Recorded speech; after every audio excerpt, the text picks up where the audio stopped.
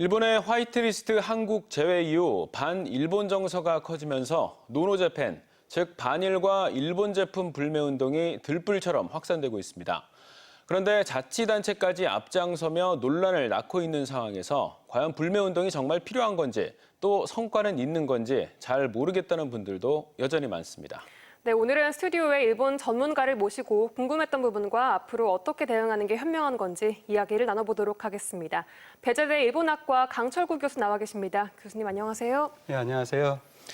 네, 먼저 궁금한 것은 우리가 지금 하고 있는 일본산 제품 불매 운동이라든가 또 일본 가지 않기 운동, 이런 노노재팬 운동이 과연 정말 필요한 것인지 또 이게 정말 효과가 있는 건지 많은 분들이 궁금해하십니다. 답변 부탁드리겠습니다.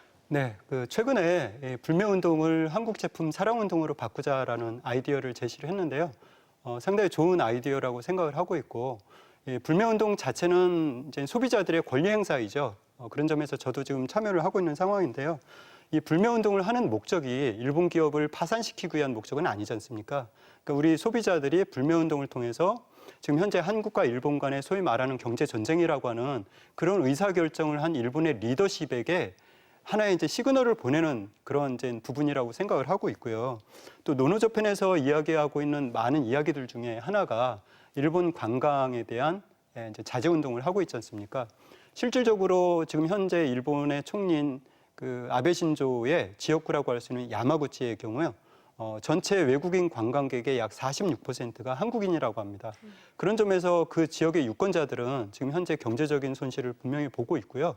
그런 부분들이 향후에 어떤 식으로든 이제 드러날 것이라고 이렇게 보고 있습니다. 네. 요즘 일식집들이 이렇게 어려움에 좀 처해 있다고 합니다. 사실 한국인들이 운영하는 곳들이 많은데 우리 자영업자만 피해를 보는 게 아니냐라는 지적도 나오고 있고요. 또 어제 서울 거리에 노재팬 깃발을 걸었다가 다시 철거를 했습니다. 이처럼 자치단체가 앞장서는 부분 어떻게 생각하고 계시나요? 불매 운동의 대상이 그러니까 좀 구분을 해야 될 필요성이 있다고 보고 있고요.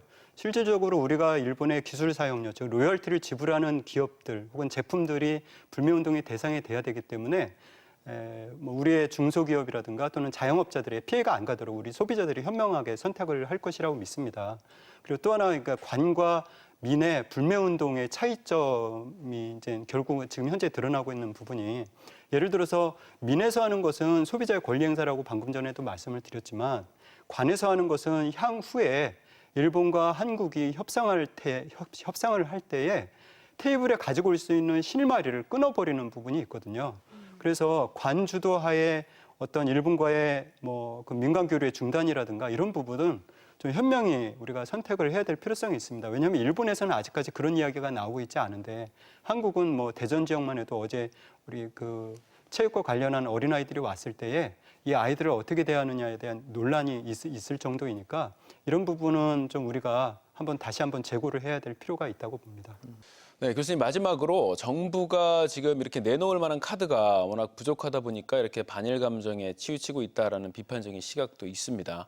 앞으로 우리가 어떻게 이 문제를 좀 대응하는 것이 가장 슬기로울지 답변 부탁드리겠습니다. 우리 정부의 입장에서는 현재 한일 양국이 건널 수 없는 루비콘 강을 건넜기 때문에 저는 강대강으로 가는 게 맞다고 보고 있습니다. 그런 차원에서 볼 때는 정부는 그렇게 나가더라도 이게 끝까지 갈 수는 없지 않습니까? 따라서 투트랙으로 나눠서 정부는 그렇게 하고 외교는 외교전으로 물밑 작업은 계속 지속적으로 해야 될 것 같습니다. 그 이유는 현재 일본과 한국과의 싸움이 혹자는 다윗과 골리앗의 싸움이다 이렇게 얘기를 하고 있고요. 우리가 가지고 있는 물맷돌 5개 중에서 일본을 정확하게 이렇게 공격할 수 있는 무기가 있느냐라고 본다면 마땅한 게 없다라고 할 수가 있죠. 그래서 그런 점에서 볼 때 먼저 우리가 주도권을 가져오기 위해서는 일본을 협상 테이블에 끌고 올 수 있도록 양자 협상을 좀 제안을 할 필요가 있고요. 그것도 힘들 수가 있습니다. 왜냐하면 일본도 지금 상당히 강한 입장을 표시를 하고 있기 때문에 그럴 경우에는 미국을 설득해서라도 협상 테이블에 끌고 와서 중재자의 역할을 해야 될 필요성은 있다고 보고 있습니다.